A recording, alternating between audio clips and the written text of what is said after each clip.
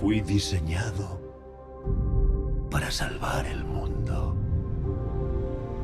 La gente miraría al cielo y vería esperanza.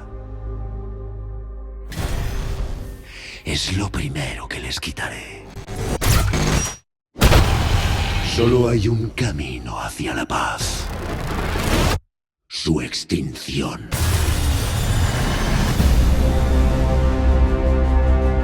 Intentaba crear una armadura para el mundo, pero he creado algo terrible. Inteligencia artificial. Se llama Programa Ultron. No soporto ver que la gente pague por nuestros errores. ¿No es lo que queremos, acabar esta lucha e irnos a casa? Vaya, es increíble, pero has fallado.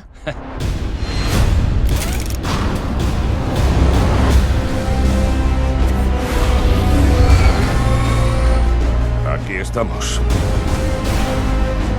Sin nada más que nuestro ingenio y nuestra voluntad de salvar el mundo. Así que ánimo y a luchar.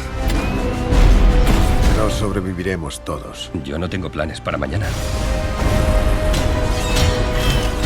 Yo siempre voy detrás recogiendo. Podemos destrozarlos desde dentro.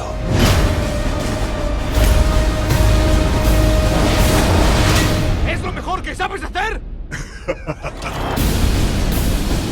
Tenías que preguntarlo.